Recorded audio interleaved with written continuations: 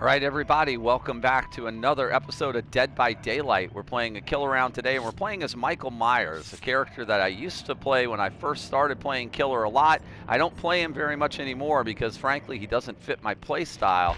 Let's take a look at what we're running with him. We're going to have barbecue and chili to help us find survivors far away from us when we hook somebody. That's if we actually hook anybody. We're playing with Discordance, which will let me know that more than one survivor is on a particular generator.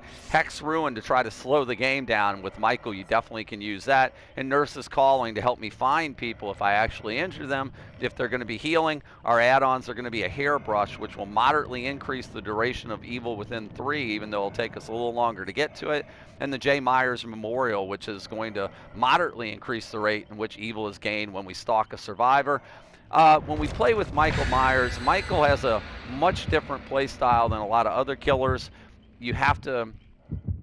basically, he starts off, for anyone who hasn't played him before or who's as new to the game as I am, he basically starts off moving very, very slowly. You're barely faster than any survivor when you're in evil within 1, tier 1.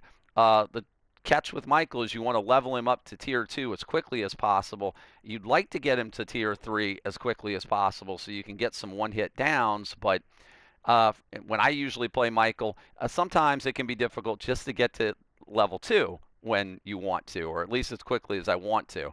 I'm pretty much a potato killer. I'm pretty much a potato player, very new at the game, so you're going to see a whole lot of mistakes. You're going to see a whole lot of missed opportunities. The other thing with Michael is you have to be very precise. Once you level up, you have to be able to take advantage of it, be able to down survivors quickly, and that is not one of my strong suits. And I'm pretty sure we're going to see that in this game that we're playing right now as we're on the Auto Haven Records map, the Wretched Shop. With Michael, I usually want to try to stake out a handful of generators and basically try to defend 3 to the end. We do know we're headed for that one, however, because they are on that generator, multiple, and I'm going to get a stalk off here. One person has moved away. We definitely have another person in our sights, and we're just going to go ahead and fill up nicely on them. All right, they've moved away. Ruin is in effect. We know they're headed this direction. Hey, how you doing there, buddy?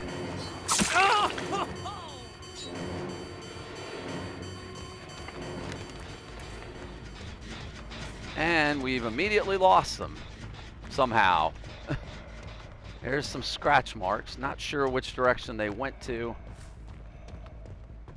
And that is not good. That is my totem right out in the open. So we're going to have to maybe deal with this Claudette.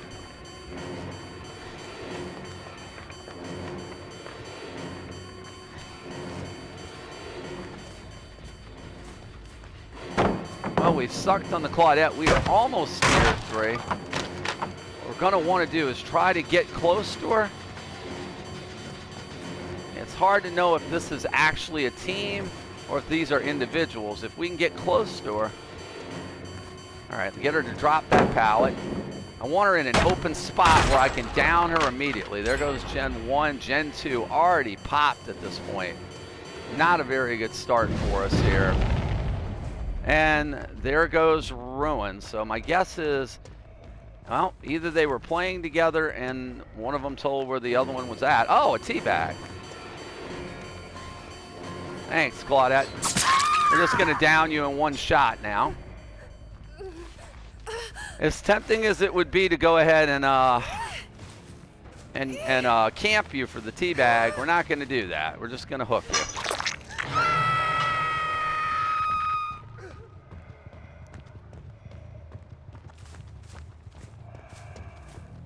Saw somebody hanging around over here.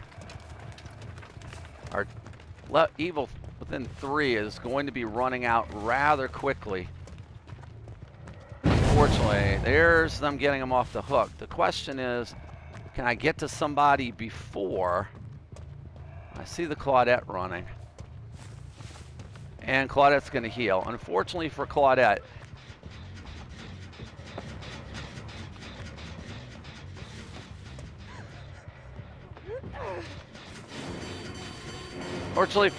it's not going to matter if I have tier 3 or not. Drop the pallet, Claudette. There you go.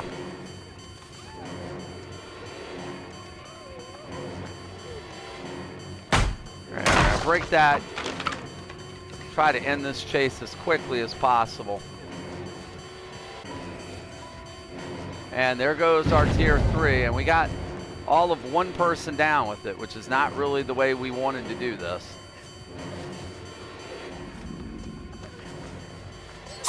Oh, should have dropped the pallet there, Claudette.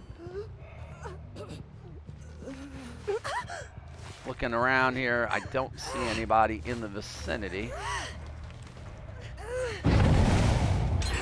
And another generator pops, and the problem's going to be we have one person on their second hook. Now we do have, thankfully, 3 generators over here, and I do see that the person we were worried about never healed themselves or never got healed. And we saw them run back in this direction. Not sure where they're at. Don't see any scratch marks. They've gotten Claudette off the hook. And the question's going to be, will Nurse's Calling help us find them when they're healing? Because we know they're going to be healing. Well, hi, Jeff. We're just going to go ahead and see if we can chase you down. At this point, I'm not 100% sure. Come on, drop the pallet. There you go. Not really sure how much evil within we have to be able to stalk from these people. May not be as much as we'd like. And you're kind of out in the wide open here, Jeff. That's going to end up with you going down. I hear activity over here.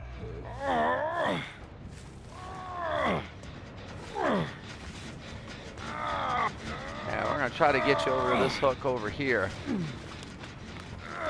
Drop you by the generator that I know is being worked on. See, this is not one of the generators I'm really concerned about. My hope is actually that they're going to focus on that generator, which I just kicked, and stay away from the 3 that I desperately want to protect. And they did finish that generator, but that is not the generator I'm worried about. It's these 3 over here. My only chance of getting anything resembling a good game is to protect the 3 generators that are in this vicinity. And they're already working on this one. But it's been kicked. Hey, there's somebody I haven't seen before. Nancy, how you doing?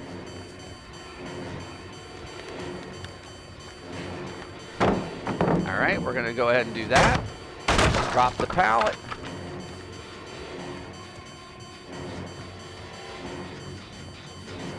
Nice little hide there, Nancy, but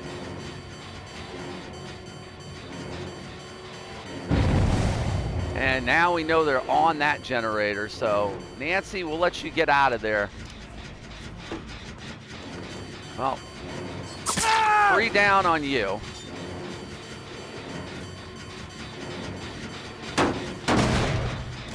Go ahead and kick that.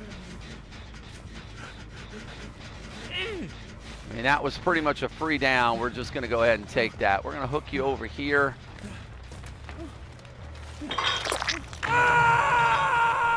And I got to commend you for commitment to the generator, but all right, so we know they're not on either one of those, which means they're going to be back on this one. No, this one is still sparking. That's interesting. So at the moment, we have no activity on 2 of the generators. They need to get finished, and we just went ahead and we sparked that one. So at this point, we have our hook survivor in a pretty close area. That generator's completely regressed. Someone back on this one. Yes, someone has touched this one and someone's gotten the rescue. So we know somebody is in this vicinity. At this point, we're going to go back to where we were before. See if Nurse's Calling can pick up. Well, there I see somebody moving back there.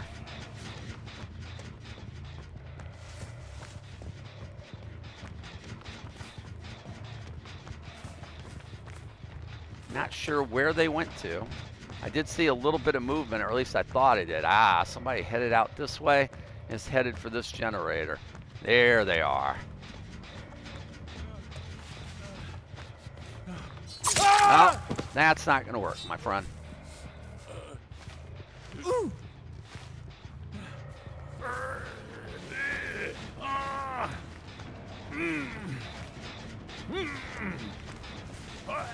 Problem is, I'm not sure if I'm going to be able to get him to this hook in time. I kind of hesitated. Am I going to be able to do it? Yes. There's some scratch marks headed this way. And again, they've been on this generator.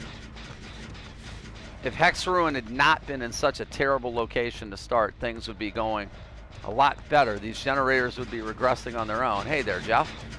All right, we're going to kick this. I'm going to give Jeff a little bit of chase. That survivor is gone.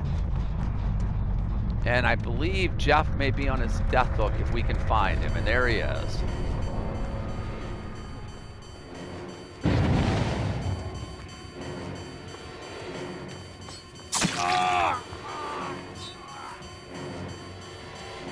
Question is, can we hook Jeff before he gets to this last generator done?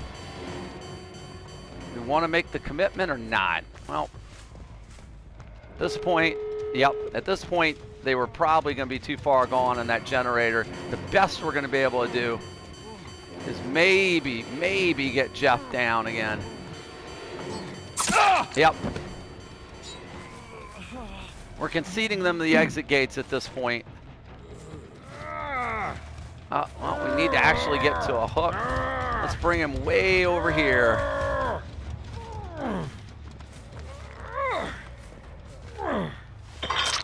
All right, exit gate there, exit gate over there.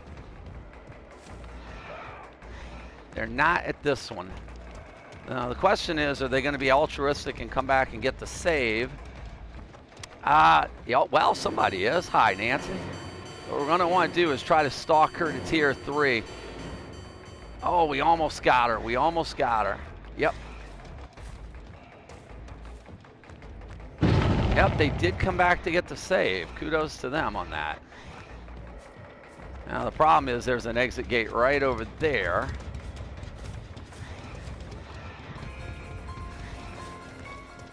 Well, Nancy, you're going to be a one-hit down thanks to Evil 3. They have not opened the exit gates yet, which is smart. They knew they had somebody on the hook.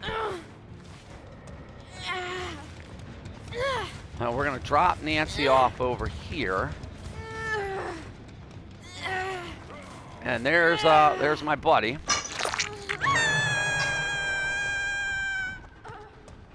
There's my friend creeping his way to the exit.